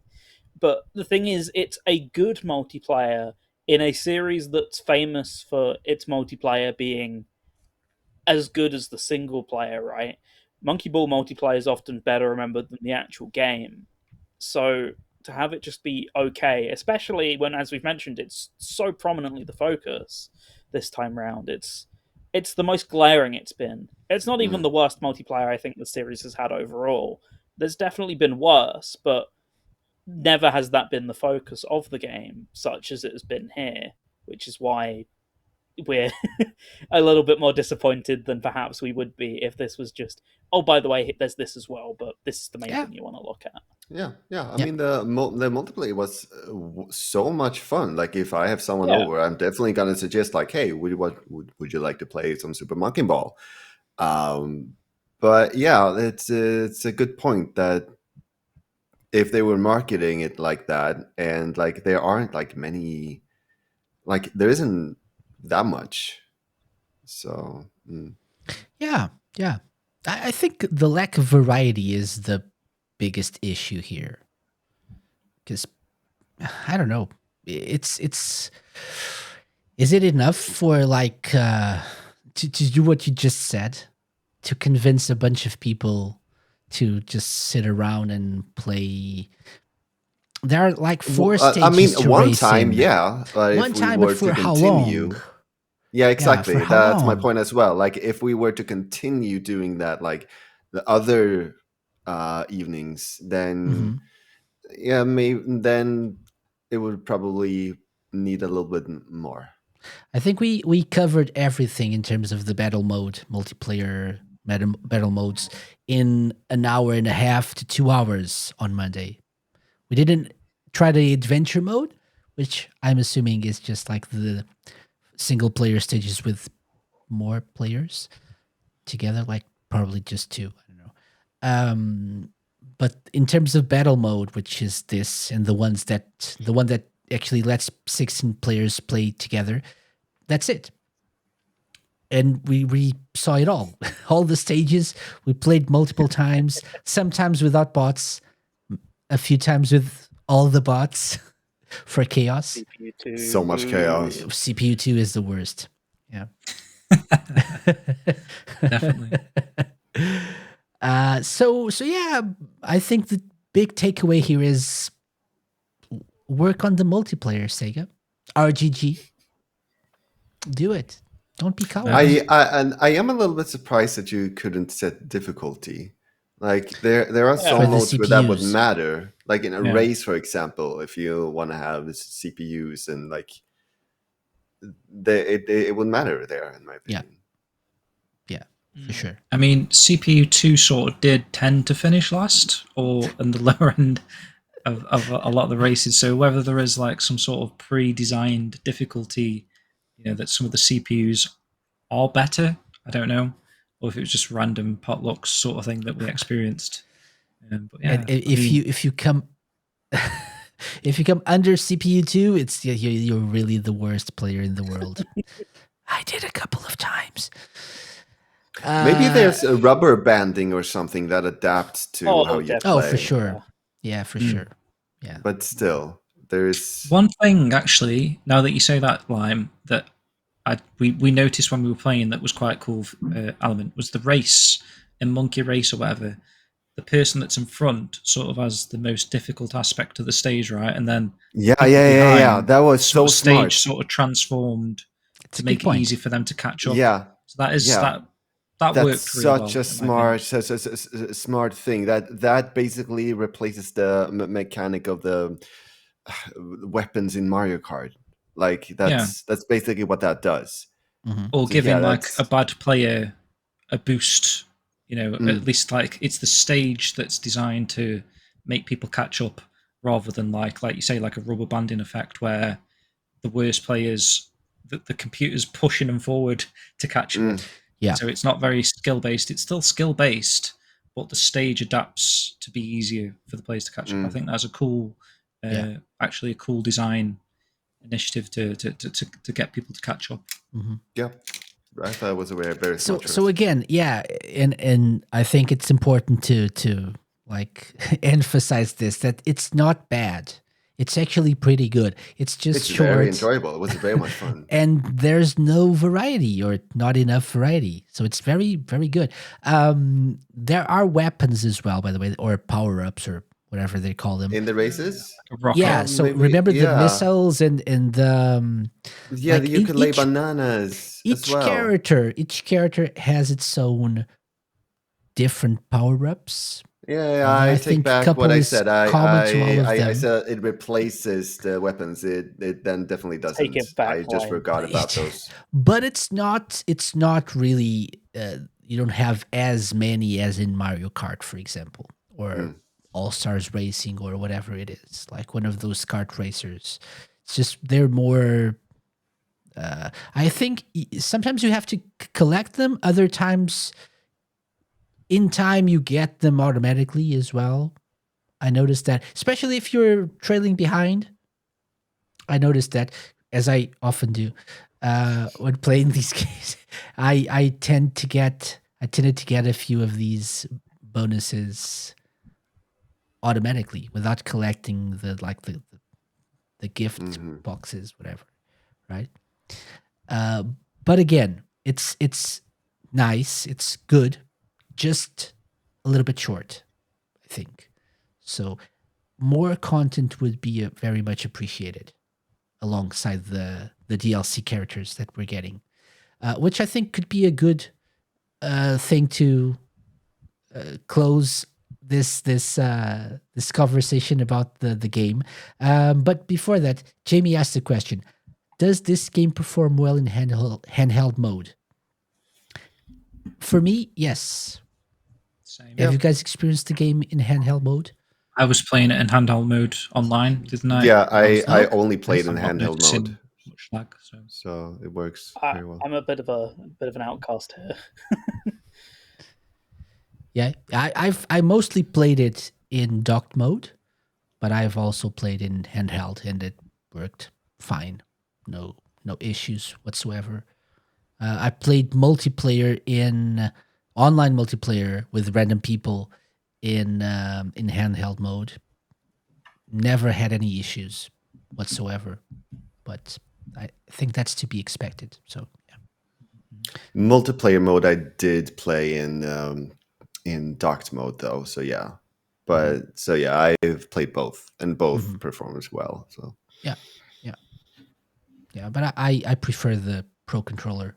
My Joy-Cons are like not very good at this point. and they are Like, very small even as the as connection, well. the connection to the Switch is not working properly, so they randomly disconnect sometimes. not the best It's game like- for like Switch to joystick any drift, is it? Yeah, it's not. My problem isn't the drift itself. Is more like the connection is a little bit loose, I think, on the Joy-Cons. So, but I'm sticking it out till we get the new Switch. So yeah, I'm cheap like Any that. moment now. Any I moment. wonder when it's gonna be revealed. I 31st want to of know. March. Yeah. They did say at the end of the fiscal year, which is at the end of March. So Yeah. yeah. And that's when we're getting the announcement for more content for Super Monkey Ball. Actually, Banana not Rumble. And Axel. actually not at the end, but by the end. So By like the it end. could come earlier. Yeah. But But Wasn't it it's- just they said they would say by the end? yeah. Yeah, it's the announcement. So they're gonna Yeah, announce they would. the Exactly. console. They would reveal it by the end of the fiscal Right. year. And Announcing an announcement. launch title, Yeah. obviously Super Monkey Ball Banana Rumble Deluxe Edition or something. Deluxe. 1.5 HD. I remake. just think that it's going to be backwards compatible, and that Banana Rumble Mania Blitz HD. Ooh. More That's a name I can confusion, get behind. please. More confusion. So DLC characters, those we already know are coming. And actually, if people go to the website, to the official Super Monkey Ball Banana Rumble website, there is a list of characters that we all already know are coming. There's a Sega Pass that people can buy.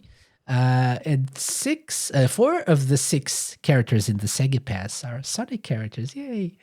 We've talked about this on the show before. So we have Sonic, Tails, Knuckles, and Amy, like classic Amy. There's Beat, already announced, and what's Axel the other one? from Crazy And Taxi. Axel from Crazy Taxi, yeah. Who's bringing the jump move back? Axel from Crazy Taxi, right, Lime? Yeah, how can you Axel. forget Axel? Casey, Axel's like come our on, it's biggest- Axel. from Our from biggest Crazy Axel Taxi. fan from Crazy Taxi. There's also there are also some Sega items, like outfits, like Shadow Knights. Sorry, which one? Shinobi was a Shinobi, newsletter. yes, the one that Yep. I've been using. That's if you subscribe to the newsletter. I think Majima has been announced as well. It's not yet available, right? I don't think No, I I the think they're costumes- filtering it out. they like will the be DLC. released. Yeah, because I have the Sega Pass. I bought that, but I only have Sonic, so I don't have any. The Shinobi costume comes from subscribing to the newsletter. So yeah, I think the Question costumes will for be you, available. Casey, because you own the Sonic character. Yeah. Does that change the cutscenes at all? You know, in the single player story mode? No. Okay. No, it's the same thing. So there's a story as well. Right. Mind-blowing story, yes. Oh yeah. There's a story. Changed There's my a very perspective. cute story with like cute cutscenes. Like Gum was saying, the cutscenes are very cute. Yeah. They are, yeah. And it's like very Japanese. Even the Japanese, dialogue. Well, there's one right? thing that I noticed that I couldn't well, not unsee, but unhear as soon as I discovered it. But the new character, that Palette, every time she spoke, I thought she was swearing because it's like F you, F you, F you, F yeah, F yeah, F yeah. That's just how it sounded like. It's like, fuck you, fuck you, Really? fuck you. And as soon as I was like, I could not unhear it. No, nobody's gonna be able to unhear that. Everybody's Listen gonna be out for it. laughing. Next and time you playing do the it. Okay, cutscene, I'm that gonna Palette play it starts talking. right after we It's finish a this. combination of F you that. or F yeah, depending on how the intonation. Okay, so not so cutesy, perhaps. Maybe I was wrong. Depends if it was intended that way, but I'm gonna that's just add how that as monkey a talk. sound command on my That's just stream. monkey talk. F you. Yeah. It's a different language, Jim. Right. Can't take it that'll be like why then. literally. It's not even our language. It is. If you. It is. It's like Let's see. Trekkie language, whatever that's called. Like Klingon. Klingon, yeah. Yeah. Okay. Yeah, because that's how Klingon yeah. sounds. So. And just one more thing in terms of characters. So you can choose from classic Monkey Ball characters. There's also DLC, but each character has different stats as well. So there are slower characters, faster characters, and so I think Mimi is the like the easy mode character, I believe, because she's slower. There's a baby as well that's supposed to be very easy to control. There's a baby called Say it with me. Baby. I don't. Okay. Oh, Baby. okay. Yeah. Well, there we go. I didn't know Yeah. the name. Yeah. I'm getting so Everyone's favorite monkey. I'm AI. I'm getting like ideas for our yearly quiz. Yeah. The most difficult question, like 500-point question. What's the name of the most recent The Monkey baby. Ball game? Yeah. Super Monkey Ball Banana. Yeah. No one knows. All the bananas. What an original name for a baby. Yeah. Super Monkey Ball Kiwami, says Hydro Loach. Yes, Hydro. Yeah, that's it. We have Majima coming. A Majima outfit coming. A game Okay. was released this year with the name Rumble. What was it? Oh, Banana Rumble. No, Sonic Rumble. What, is that what that Toy Party thing's called, right? Yes. Yeah. Sonic Rumble. Yes. All the rumbles in one year. Again, more confusion. Excellent, Sega. Well done. That's it. Anyway, so Can you play as II? Because that would maybe be- You DLC can play as Sonic and Banana Rumble and II and Sonic Rumble. and Beat and Axel and Shinobi, all the Axel. synergy.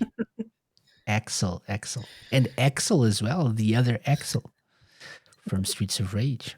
Blaze. That's a great idea, Jamie, by the way. Blaze. Have the original Monkey Ball joystick thing in the Like a Dragon games. Oh, yeah. So, last words about this, about Super Monkey Ball Banana Rumble. I would recommend. Wait, let's focus on Jim. Do that again, please. There we go. That's how you do it. You're missing out if you're just listening to the audio version of this. He's by the way. playing with his banana. Oh my God! He peeled the banana. You've been planning this. You were going to peel the banana at the end Literally, all this time. in the last 5 seconds. That was very surprising that he would peel the banana and eat What it. a twist. What Yeah. a twist. Plot twist. I'm actually rather hungry as well. I've not eaten yet. I have snack envy now, says Gum. This stream has gotten R-rated, says Jamie. Yeah. Not intended. Or maybe. Who knows? Yo, give me the banana. Give me. I don't think we need to resort to that, guys. So I would recommend people buy this game. That was going to be my last question. I'm going to answer it right now. I would recommend this. As someone who isn't the biggest of Monkey Ball fans, I'm having a great time with this, especially the single player. So I would recommend. 10 out of 10 would buy again.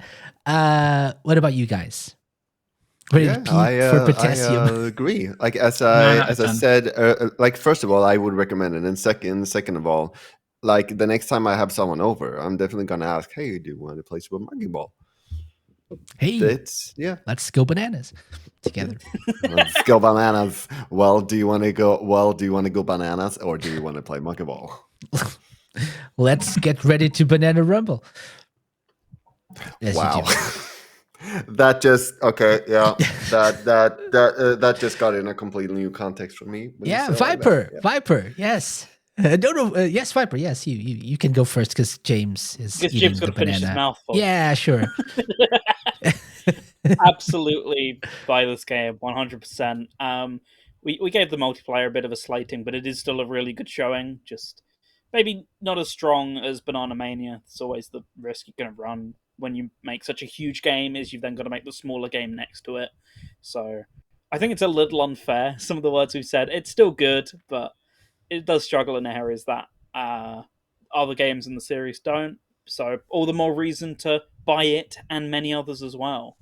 I mean, all the others are multi-platform, so that might be a bit more of an incentive for you to play those ones right now, etc. But Banana Rumble, absolutely the best game in the series since the early 2000s, really. It's a huge return to form. I love Banana Blitz HD and Banana... I'm actually getting confused now myself. We've Mania manifested this. And Blitz HD before it. Yeah. I loved those games, but I also got the criticism which they quite heavily received. Whereas this one, everyone's loving it, and I'm loving it too. I'm happy we're all on the same page for once, because best game in the series, as Jim says, arguably ever. I know for some people you can't beat those nostalgic memories. I'm still tied as to where I feel on it, but it's definitely between first and second. It's fantastic. Go and get it. It's a pretty decent price if you get it physical. It will obviously go down by like Black Friday, as all Sega games do. Like we mentioned, there's the possibility of other console ports maybe next year, if we want to believe the eShop and some screenshots, basically. So you can give it some time. It'll pop up on your favorite platform, etc. But no matter what, play it. If you got access on a Switch, I'd honestly recommend going out of your way to play it there. Even if it's not your favorite, it's that worth getting into right away, because you won't regret it for sure. Fantastic game. Give it a go. Yep. Well said. Exactly where I feel. I set on it, I think now. It's definitely been. I mean, it could be just on me, the fact that all the other Monkey Ball games of the series haven't really done it as much as the original or the deluxe version on the Xbox for me. But this one definitely highly recommended. Yeah. I this is my favorite in the series for sure, hands down. I like Banana Mania as well. But definitely, I feel like this is more fun. I like it without having the nostalgia for it, like people who played the originals had. But this feels better. This feels more fun. Could be like we said, we already mentioned this. Like everyone's enjoying it together, so that's also helping to get me more excited as well. But I remember there was a lot of hype around Mania when it came out, and there was like Danny got us all some codes and stuff, I believe, for Mania. Everyone got codes for that game. Yeah, shout out to Danny Russell. Uh, shout out to Sega Forever as well, wherever that is right now, or Rest isn't. in Mania peace. definitely got a good following, and especially on the speedrunning scene. Like I've been watching some of Dr. Scottnick's recent videos as well, where it's like people are still playing that game. And yeah, I think you're right, Casey. I think that was a beloved title in the series, even though it didn't really do anything for me as such. But again, that could just be on me. No, but I really do feel, for me, this is the better game. This is more fun to play, and I love the spin dash move. Yeah, and I like the multiplayer. Don't get me wrong. Don't leave this. Don't close the video or your podcast player thinking the multiplayer sucks. No, that's not the case at all. Oh, that's it. I just want more. Just wanted more. That's my criticism here. More. Yeah, and that's a token of appreciation that we want more. Yeah. More, please. Yeah. Yeah. So So do get Monkey Ball, Super Monkey Ball, Banana Rumble, if you can, and give it a try, and let us know your thoughts as well. So that's it for this week's episode. I think I enjoyed myself talking about this game. I really feel the need to just get out of here and just go grab my Switch and play a little bit more of the game. And I got more trick shots to show you. Oh, beauty shots, you mean? Yeah. Beauty shots. Beauty shots, yes. you need to compile all these videos, Lime, and make them accessible to the listeners so you can experience Next it as well. time, actually, you should have done that before, because I wanted to show proper good footage of people playing the game instead of my own footage. So next time I mean, send me that. you have in the Discord like three of them at least. But you should have more. Should have sent me more, and we could have compiled them. I'm sorry, it's all my fault. That's again my criticism. I am my apologies. It's a token of appreciation because I want more. In your own words. It's because he's clearing them so quickly, because he's so good at the game. It feels like you haven't seen much of his footage because he's sent. It's so they're only quick. 3 seconds long, aren't they? Yeah, that's the beauty of it. The beauty of the beauty shots. The quickness of them. Yeah. Okay. Thank you guys for joining me. So very briefly, would you guys like to plug anything that you're working on currently? Lime? I know you're playing Sonic and the Black Knight. Yeah. Just finished Sonic and the Secret Rings, 100% of that, and just begun Sonic and the Black Knight. Just played it through. It's a surprisingly short game. I beat the game in a stream, like for 5 hours. So now the game or the game, the actual final end? Not completed the game, but finished the game. Like plot twists and all. Yes. Okay. Like story is done. That's all I'm saying. Okay. Like that's what I mean. People looked a little confused. So like that's what I mean by finishing the game. Like you get through the story, but then completing the Sonic game. ending. Sorry, yeah. Yeah, I think he means that because there's yes. He got the first run of the credits and then Yes, I am including all of that in those 5 hours. Yes. Okay. So now starts the 100%ing of the game, and I have no idea what that's going to take yet. But yeah, it's going to be interesting. Probably a lot of time. Yeah. That's coming from Lime that's finished Shenmue 1 and Shenmue 2 in about a week. So that's the most surprising of it all. Surprising.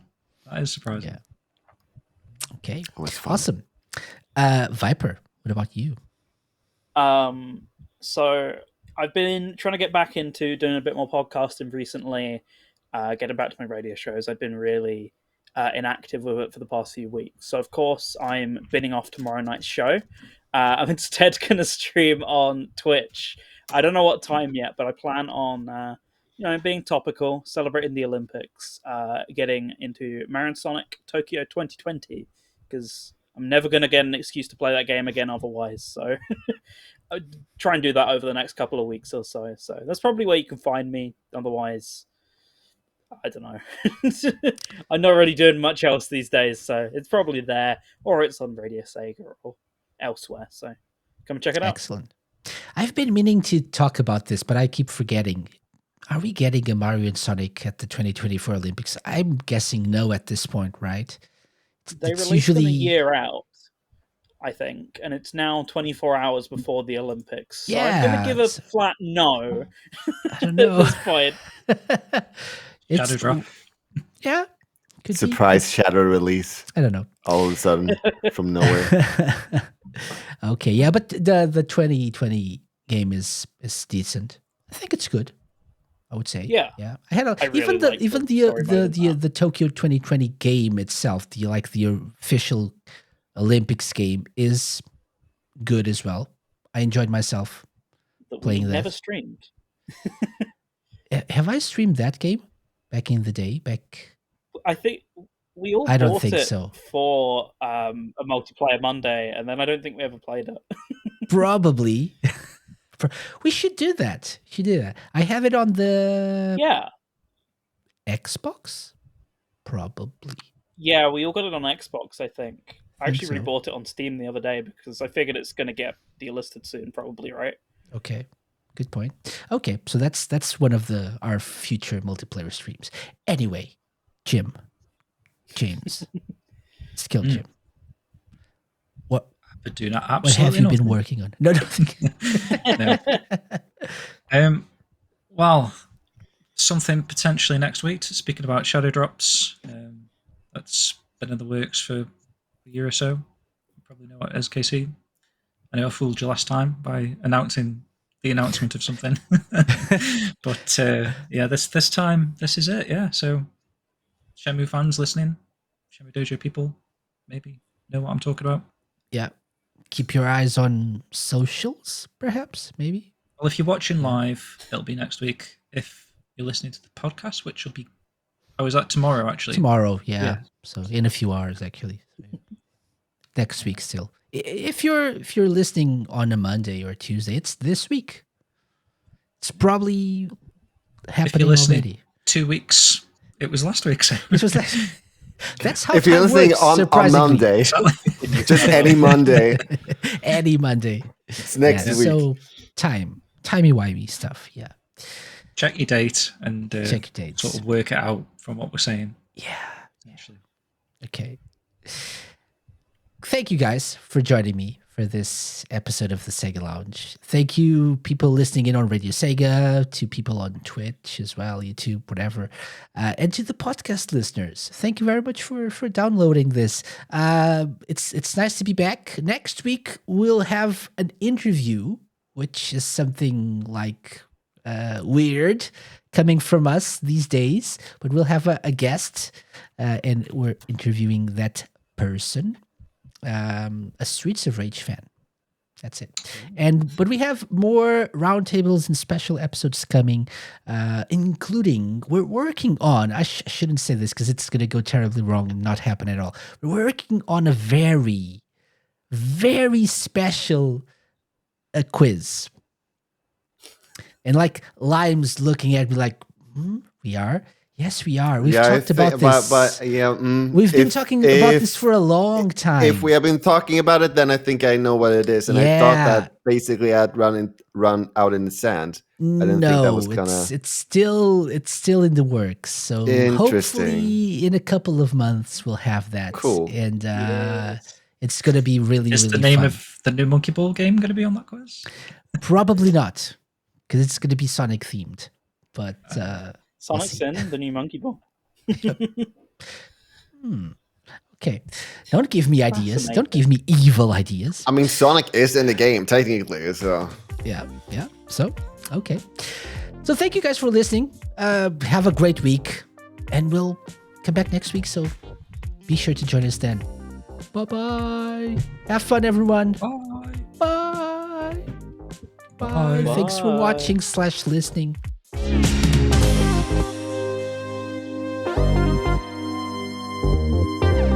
The SEGA Lounge, hosted by me, KC, and part of Radio Sega's network of live shows and podcasts. Theme song and incidental music by OSC. Got any suggestions? Drop me an email to podcast@thesegalounge.com. Find us at The SEGA Lounge on X, Twitter, and Instagram, at thesegalounge.com on Blue Sky, and be sure to check out our Twitch and YouTube channel for live video content. You can find previous episodes of the show by going to thesegalounge.com, on the Terra Player app, and wherever you listen to podcasts.